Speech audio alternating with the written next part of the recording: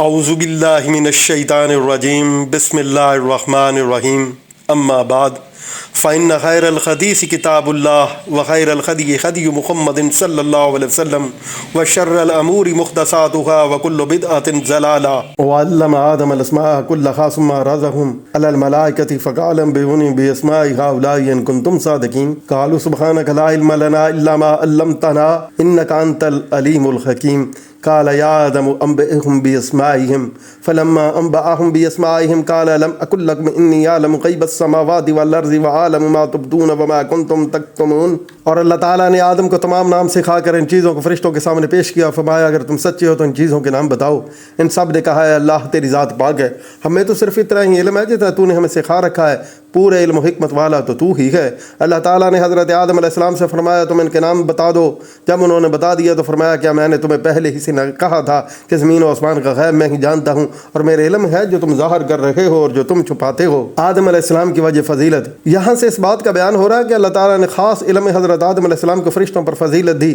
یہ واقعہ فرشتوں کے سجدہ کرنے کے بعد کہا ہے، لیکن حکمت الہی جو آپ کے پیدا کرنے میں تھی اور جس کا علم فرشتوں کو نہ تھا اس کا اجمالی بیان اوپر کی آیت میں گزرا ہے۔ اس کی مناسبت کی وجہ سے اس واقعہ کو پہلے بیان کیا اور فرشتوں کا سجدہ کرنا جو اس سے پہلے ہوا تھا بعد میں بیان کر دیا، تاکہ خلیفہ کے پیدا کرنے کی مصلحت و حکمت ظاہر ہو جائے اور یہ معلوم ہو جائے کہ شرافت و فضیلت حضرت آدم کو ملی کہ انہیں وہ علم ہے جس سے یہ فرشتے خالی ہیں۔ فرمایا کہ حضرت آدم علیہ السلام کو تمام نام بتائے، یعنی ان کی تمام اولاد کے علاوہ سب جانوروں، زمین، آسمان، پہاڑ، تری، خشکی، گھوڑے، گدھے، برتن، بھانڈے، چرند، فرشتے، تارے وغیرہ تمام چھوٹی بڑی چیزوں کے نام بتائے گئے۔ امام ابن جریر رحمۃ اللہ علیہ فرماتے ہیں کہ فرشتوں اور انسانوں کے نام معلوم کرائے گئے تھے، کیونکہ اس کے بعد ارازہم آتا ہے اور یہ ذی عقل لوگوں کے لیے آتا ہے، لیکن یہ کوئی ایسی معقول وجہ نہیں۔ جہاں ذی عقل اور غیر ذی عقل جمع ہوتے ہیں وہاں جو لفظ لایا جاتا ہے وہ عقل و ہوش رکھنے والوں کے لیے ہی لایا جاتا ہے، جیسے قرآن میں ہے واللہ خلق کل دابۃ من ماء، اللہ تعالیٰ نے تمام جانوروں کو پانی سے پیدا کیا، جن میں سے بعض تو پیٹ کے بھل گھسٹتے ہیں اور بعض دو پیروں پر چلتے ہیں،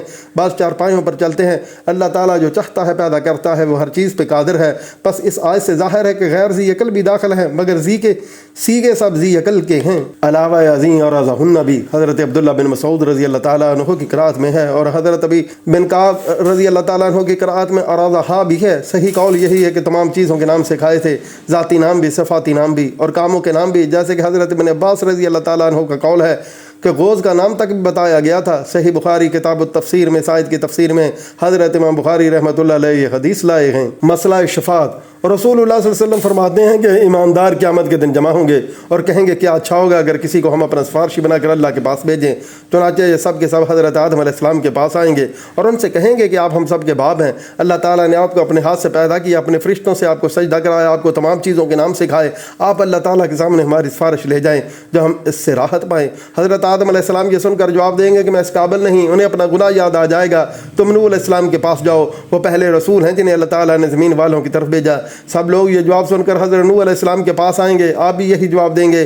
اور اللہ تبارک و تعالیٰ کی مرضی کے خلاف اپنے بیٹے کے لیے اپنے دعا مانگنا یاد کر کے شرما جائیں گے اور فرمائیں گے تم خلیل الرحمن حضرت ابراہیم علیہ السلام کے پاس جاؤ۔ یہ سب آپ کے پاس آئیں گے، لیکن یہاں سے بھی یہی جواب پائیں گے، آپ فرمائیں گے تم موسیٰ علیہ السلام کے پاس جاؤ جن سے اللہ نے کلام کیا اور جنہیں تورات عنایت فرمائی۔ یہ سب سن کے حضرت موسیٰ علیہ السلام کے پاس آئیں گے اور آپ سے بھی یہی درخواست کریں گے، لیکن یہاں سے بھی جواب پائیں گے، آپ کو بھی ایک شخص کو بغیر قصاص کے مار ڈالنا یاد آ جائے گا اور شرمندہ ہو جائیں گے، اور فرمائیں گے تم حضرت عیسیٰ علیہ السلام کے پاس جاؤ، وہ اللہ کے بندے ہیں اور اس کے رسول اور کلمت اللہ اور روح اللہ ہیں۔ یہ سب ان کے پاس بھی جائیں گے، لیکن یہاں سے بھی یہی جواب ملے گا میں اس لائق نہیں ہوں۔ تم محمد الرسول اللہ صلی اللہ علیہ وسلم کے پاس جاؤ جن کے تمام اگلے پچھلے گناہ بخش دیے گئے ہیں، اور وہ سارے کے سارے میرے پاس آئیں گے، میں آمادہ ہو جاؤں گا اور اپنے رب سے اجازت طلب کروں گا، مجھے اجازت دے دی جائے گی، میں اپنے رب کو دیکھتے ہی سجدے میں گر پڑوں گا، جب تک اللہ کو منظور ہوگا سجدے میں ہی پڑا رہوں گا۔ پھر آواز آئے گی کہ سر اٹھائیے، سوال کیجئے، پورا کیا جائے گا، کہیے سنا جائے گا، شفاعت کیجئے، قبول کی جائے گی۔ اب میں اپنا سر اٹھاؤں گا اور اللہ تعالیٰ کی وہ تعریفیں بیان کروں گا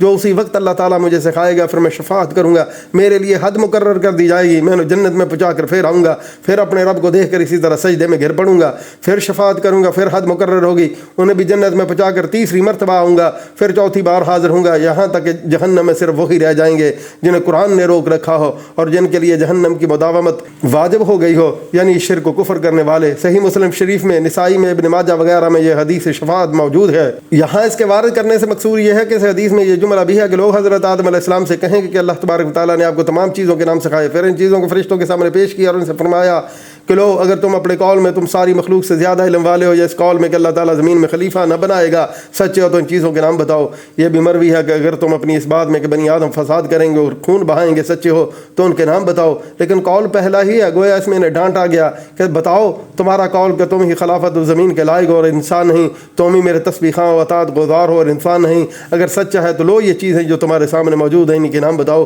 اور اگر تم نہیں بتا سکتے تو سمجھ لو کہ جب موجودہ چیزوں کے نام بھی تمہیں معلوم نہیں تو آئندہ آنے والی چیزوں کی نسبت تمہیں علم کیسے ہوگا۔ فرشتوں نے یہ سنتے ہی اللہ کی پاکیزگی اور بڑائی اور اپنے علم کی کمی بیان کرنا شروع کر دی اور کہہ دیا کہ جس سے جتنا کچھ اے اللہ تو نے سکھا دیا ہے اتنا ہی اسے علم ہے۔ تمام چیزوں پر احاطہ رکھنے والا علم تو صرف تجھی کو ہے، تو ہر چیز کا جاننے والا ہے، اپنے تمام احکام میں حکمت رکھنے والا ہے۔ جسے جو سکھائے وہ بھی حکمت ہے اور جسے نہ سکھائے وہ بھی حکمت، تو حکمت والا اور عدل والا ہے۔ ابن عباس فرماتے ہیں سبحان اللہ کے معنی اللہ تعالیٰ کی پاکیزگی ہیں کہ وہ ہر برائی سے منزہ ہے۔ حضرت عمر رضی اللہ تعالیٰ عنہ نے حضرت علی اور اپنے پاس کے دوسرے صاحب سے ایک مرتبہ سوال کیا کہ لا الہ الا اللہ تو ہم جانتے ہیں لیکن سبحان اللہ کیا کلمہ ہے؟ تو حضرت علی رضی اللہ تعالیٰ عنہ نے جواب دیا کہ اس کلمے کو باری تعالیٰ نے اپنے نفس کے لیے پسند فرمایا ہے اور اس سے وہ خوش ہوتا ہے اور اس کا کہنا اسے محبوب ہے۔ حضرت میمون بن مہران رحمۃ اللہ علیہ فرماتے ہیں کہ اس میں اللہ تعالیٰ کی تعظیم ہے اور تمام برائیوں سے پاکیزگی کا بیان ہے۔ حضرت آدم نے نام بتا دیے کہ تمہارا نام جبریل ہے، تمہارا نام میکائیل ہے، تم اسرافیل ہو، یہاں تک کہ چیل، کوے وغیرہ سب کے نام جب ان سے پوچھے گئے تو انہوں نے بتا دیے۔ جب حضرت آدم علیہ السلام کی یہ فضیلت فرشتوں کو معلوم ہوئی تو اللہ تبارک و تعالیٰ نے فرمایا دیکھو میں نے تم سے پہلے نے کہا تھا کہ میں ہر پوشیدہ اور ظاہر کا جاننے والا ہوں۔ جیسے اور جگہ ہے وَإِن تَجْهَرْ بِالْقَوْلِ فَإِنَّهُ يَعْلَمُ السِّرَّ وَأَخْفَى، تم بلند آواز سے کہو یا نہ کہو اللہ تو پوشیدہ سے پوشیدہ چیز کو جانتا ہے۔ اور ارشاد فرمایا اللہ یسجدو، کیوں یہ لوگ اس اللہ کو سجدہ نہیں کرتے جو آسمانوں میں زمین کی چھپی چیزوں کو نکالتا ہے اور جو تمہارے ہر باطن و ظاہر کو جانتا ہے۔ اللہ تعالیٰ کے اللہ ہی معبود ہے اور وہی عرش عظیم کا رب ہے، جو تم ظاہر کرتے ہو اور جو تم چھپاتے ہو اسے بھی میں جانتا ہوں۔ مطلب یہ ہے کہ ابلیس کے دل میں جو تکبر اور غرور تھا اسے میں جانتا تھا۔ فرشتوں کا یہ کہنا کہ زمین میں ایسی شخصیت کو کیوں پیدا کرتا ہے جو فساد کرے اور خون بہائے، یہ تو وہ قول تھا جسے انہوں نے ظاہر کیا تھا اور جو چھپایا تھا وہ ابلیس کے دل میں غرور اور تکبر تھا۔ ابن عباس، ابن مسعود اور بعض صحابہ رضوان اللہ علیہ اجمعین اور سعید بن جبیر، مجاہد الصدی اور ضحاک الثوری رحمہ اللہ کا یہی قول ہے۔ ابن جریر رحمۃ اللہ علیہ بھی اسی کو پسند فرماتے ہیں اور ابو عالیہ ربیع بن انس حسن اور قتادہ کا قول ہے کہ ان کی بات باطن ان کا یہ کہنا تھا کہ جس مخلوق کو بھی اللہ پیدا کرے گا ہم اس سے زیادہ عالم اور زیادہ بزرگ ہوں گے، لیکن بعد میں ثابت ہو گیا، خود انہوں نے بھی جان لیا کہ آدم علیہ السلام کو علم و فضیلت دونوں میں اس پر فوقیت حاصل ہے۔ حضرت عبد الرحمن بن زید بن اسلم فرماتے ہیں کہ اللہ تعالیٰ نے فرشتوں سے فرمایا جس طرح تم ان چیزوں کے ناموں سے بے خبر ہو اسی طرح تم یہ بھی نہیں جان سکتے کہ ان میں بھلے برے ہر طرح کے ہوں گے، فرما بردار بھی ہوں گے اور نافرمان بھی، اور میں پہلے ہی لکھ چکا ہوں کہ مجھے جنت دوزخ دونوں کو بھرنا ہے، لیکن تمہیں میں نے اس کی خبر نہیں دی۔ اب جب کہ فرشتوں نے حضرت آدم کو دیا ہوا علم دیکھا تو ان کی بندگی کا اقرار کر لیا۔ امام ابن جریر فرماتے ہیں سب سے اولا قول حضرت ابن عباس رضی اللہ تعالیٰ عنہ کا ہے کہ آسمان و زمین کے غیب کا علم تمہارے ظاہر و باطن کا علم مجھے ہے۔ ان کے ظاہری قول کو اور ابلیس کے باطنی عجب و غرور کو بھی جانتا تھا۔ اس میں چھپانے والا صرف ایک ابلیس ہی تھا، لیکن سیگا جمع کا لایا گیا، اس لیے کہ عرب میں یہ دستور ہے کہ ان کے کلام میں یہ بات پائی جاتی ہے کہ ایک کے یا بعض کے کام کو سب کی طرف نسبت کر دیا کرتے۔ وہ کہتے ہیں کہ لشکر مار ڈالا گیا یا انہیں شکست ہوئی، حالانکہ شکست اور قتل ایک کا یا بعض کا ہوتا ہے اور سیگا جمع کا لاتے ہیں۔ بنو تمیم کے ایک شخص نے رسول اللہ صلی اللہ علیہ وسلم کو آپ کے حجرے کے آگے سے پکارا تھا، لیکن قرآن میں اس کا بیان ان لفظوں میں کہ ان الذین ینادونک من وراء الحجرات، جو لوگ تمہیں اے نبی حجروں کے آگے سے پکارتے ہیں، تو دیکھیے کہ پکارنے والا ایک تھا اور سیگا جمع کا لایا گیا۔ اسی طرح وما کنتم تکتمون میں بھی اپنے دل میں بدی کو چھپانے والا صرف ایک ابلیس ہی تھا، لیکن سیگا جمع کا لایا گیا۔ وَإِذْ قُلْنَا لِلْمَلَائِكَةِ اسْجُدُوا لِآدَمَ فَسَجَدُوا إِلَّا إِبْلِيسَ أَبَىٰ وَاسْتَكْبَرَ وَكَانَ مِنَ الْكَافِرِينَ، اور جب ہم نے فرشتوں سے کہا کہ آدم کو سجدہ کرو تو ابلیس کے سوا سب نے سجدہ کیا، اس نے انکار کیا اور تکبر کیا، وہ تھا ہی کافروں میں۔ حضرت آدم علیہ السلام پر اللہ تعالیٰ کے احسانات۔ حضرت آدم علیہ السلام کی اس بہت بڑی بزرگی کا ذکر کر کے اللہ تعالیٰ نے انسانوں پر اپنا بہت بڑا احسان فرمایا اور خبر دی کہ اس نے فرشتوں کو حکم دیا کہ وہ حضرت آدم علیہ السلام کو سجدہ کریں۔ اس کی تصدیق میں بہت سی حدیثیں ہیں۔ ایک تو حدیث شفاعت جو ابھی بیان ہوئی ہے، دوسری حدیث میں ہے کہ موسیٰ علیہ السلام نے اللہ تعالیٰ سے درخواست کی کہ میری ملاقات حضرت آدم علیہ السلام سے کرا دیجیے جو خود بھی جنت سے نکلے اور ہم سب کو بھی نکالا۔ جب دونوں پیغمبر جمع ہوئے تو موسیٰ علیہ السلام نے کہا تم وہ آدم ہو کہ اللہ تعالیٰ نے تمہیں اپنے ہاتھ سے پیدا کیا اور اپنی روح تمہیں پھونکی اور اپنے فرشتوں سے تمہیں سجدہ کرایا۔ آخر تک پوری حدیث ان قریب بیان ہوگی انشاءاللہ تعالیٰ۔ ابن عباس رضی اللہ تعالیٰ عنہ فرماتے ہیں ابلیس فرشتوں کے قبیلے میں سے تھا جنہیں جن کہتے تھے، جو آگ کے شعلوں سے پیدا ہوئے تھے۔ اس کا نام حارس تھا اور جنت کا خازن تھا۔ اس قبیلے کے سوا اور فرشتے سب کے سب نوری تھے۔ قرآن نے بھی ان جنوں کی پیدائش کا بیان کیا اور فرمایا ہے من مارج من نار، آگ کے شعلے کی جو تیزی بلند ہوتی ہے اسے مارج کہتے ہیں، جس سے جن پیدا کیے گئے تھے اور انسان مٹی سے پیدا کیا گیا۔ زمین میں پہلے جن بستے تھے، انہوں نے فساد و خون روزی شروع کی تو اللہ تعالیٰ نے ابلیس کو فرشتوں کا لشکر دے کر بھیجا۔ انہی کو جن کو کہا جاتا تھا، ابلیس نے لڑ بڑھ کر مارتے اور قتل کرتے ہوئے انہیں سمندر کے جزیروں اور پہاڑوں کے دامنوں میں پہنچا دیا۔ اور ابلیس کے دل میں یہ تکبر سما گیا کہ میں نے وہ کام کیا جو کسی اور سے نہ ہو سکا، چونکہ دل کی بدی اور پوشیدہ خودی کا علم صرف اللہ تعالیٰ ہی کو تھا۔ جب پروردگار نے فرمایا کہ زمین میں خلیفہ پیدا کرنا چاہتا ہوں، تو ان فرشتوں نے عرض کیا کہ ایسے کیوں پیدا کرتا ہے جو اگلی قوم کی طرف فساد و خون ریزی کریں گے؟ تو انہوں نے جواب دیا کہ میں وہ جانتا ہوں جو تم نہیں جانتے، یعنی ابلیس کے دل میں جو کبر و غرور ہے اس کا مجھے کو علم ہے، تمہیں خبر نہیں۔ پھر آدم علیہ السلام کی مٹی اٹھائی گئی جو چکنی اور اچھی تھی، جب اس کا خمیر اٹھا تب اس سے حضرت آدم علیہ السلام کو اللہ تعالیٰ نے اپنے ہاتھ سے پیدا کیا، اور 40 دن تک وہ یوں ہی پتلے کی شکل میں رہے۔ ابلیس آتا تھا اور اس پر لات مار کر دیکھتا تھا تو وہ اتنی مٹی ہوتی جیسے کوئی کھوکھلی چیز ہو، پھر منہ کے سوراخ سے گھس کر پیچھے کے سوراخ سے اور اس کے خلاف آتا جاتا رہا اور کہتا رہا کہ در حقیقت یہ کوئی چیز نہیں، اور اگر میں اس پر مسلط کیا گیا تو اسے برباد کر کے چھوڑ دوں گا، اور اسے مجھ پر مسلط کیا گیا تو میں ہرگز تسلیم نہ کروں گا۔ پھر جب اللہ تعالیٰ نے ان میں روح پھونکی، وہ سر کی طرف سے نیچے کی طرف آئی تو جہاں جہاں تک پہنچتی گئی خون گوشت بنتا گیا۔ جب ناف تک روح پہنچی تو اسے اپنے جسم کو دیکھ کر خوش ہوئے، فوراً اٹھنا چاہا، لیکن نیچے کے دڑ میں روح نہیں پہنچی تھی، اس لیے اٹھ نہ سکے۔ اسی جلدی کا بیان اس آیت میں وَكَانَ الْإِنسَانُ عَجُولًا، یعنی انسان بے صبر اور جلد باز ہے، نہ تو خوشی نہ رنج میں۔ جب روح جسم میں پہنچی اور چھینک آئی تو کہا الحمدللہ رب العالمین۔ اللہ تعالیٰ نے جواب دیا یرحمک اللہ۔ پھر صرف ابلیس کے ساتھی فرشتوں سے فرمایا کہ آدم کے سامنے سجدہ کرو، تو ان سب نے تو سجدہ کیا، لیکن ابلیس کا وہ غرور و تکبر ظاہر ہو گیا، اس نے نہ مانا اور سجدے سے انکار کر دیا اور کہنے لگا میں اس سے بہتر ہوں، اس سے بڑی عمر والا ہوں اور اس سے قوی اور مضبوط ہوں۔ یہ مٹی سے پیدا کیا گیا اور میں آگ سے بنا ہوں، اور آگ مٹی سے قوی ہے۔ اس کے انکار پر اللہ تعالیٰ نے اسے اپنی رحمت سے نا امید کر دیا، اسی لیے اسے ابلیس کہا جاتا ہے۔ اس کی نافرمانی کی سزا میں اسے راندہ درگاہ شیطان بنا دیا۔ پھر حضرت آدم علیہ السلام کو انسان، جانور، زمین، سمندر، پہاڑ وغیرہ کے نام بتا کر ان کو ان فرشتوں کے سامنے پیش کیا جو ابلیس کے ساتھی تھے اور آگ سے پیدا شدہ تھے، اور ان سے فرمایا کہ اگر تم اس بات میں سچے ہو کہ میں زمین میں سے خلیفہ نہ بناؤں تو ذرا مجھے ان چیزوں کے نام تو بتا دو۔ جب ان فرشتوں نے دیکھا کہ ہماری اگلی بات سے الہ العالمین ناراض ہیں تو کہنے لگے اللہ عز وجل اس بات سے پاک ہے تیرے سوا کوئی اور غیب کو جانے۔ ہماری توبہ ہے اور اقرار ہے کہ ہم غیب داں نہیں، ہم تو صرف وہی جان سکتے ہیں جس کا علم تو ہمیں دے دے، جیسے تو نے ان کے نام سے صرف آدم علیہ السلام ہی کو سکھائے ہیں۔ اب اللہ تعالیٰ نے حضرت آدم علیہ السلام سے فرمایا کہ تمہیں انہیں ان تمام چیزوں کے نام بتا دو۔ چنانچہ انہوں نے بتا دیا تو فرمایا فرشتو کیا میں نے تم سے نہیں کہا تھا کہ آسمان و زمین کے غیب کا جانے والا صرف میں اکیلا ہی ہوں اور کوئی نہیں؟ میں ہر پوشیدہ چیز کو بھی ویسا ہی جانتا ہوں جیسے ظاہر کو، اور تم سب اس سے بے خبر ہو۔ لیکن یہ قول بھی غریب ہے اور اس میں بہت سی باتیں ایسی ہیں جن میں خامیاں ہیں، ہم اگر انہیں الگ الگ بیان کریں تو مضمون بہت بڑھ جائے گا۔ اور ابن عباس رضی اللہ تعالیٰ عنہ تک اس کی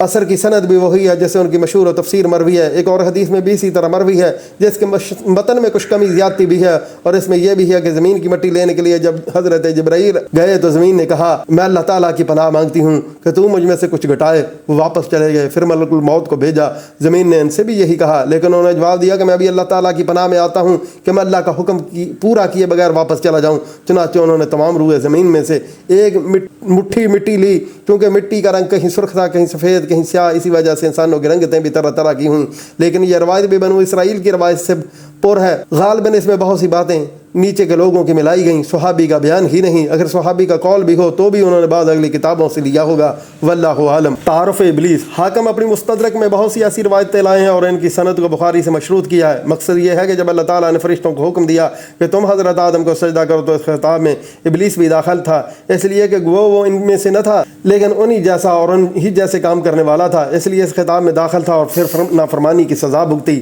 اس کی تفصیل انشاءاللہ تعالیٰ کان من الجن کی تفسیر میں آئے گی۔ ابن عباس رضی اللہ تعالیٰ عنہ کہتے ہیں نافرمانی سے پہلے وہ فرشتوں میں تھا،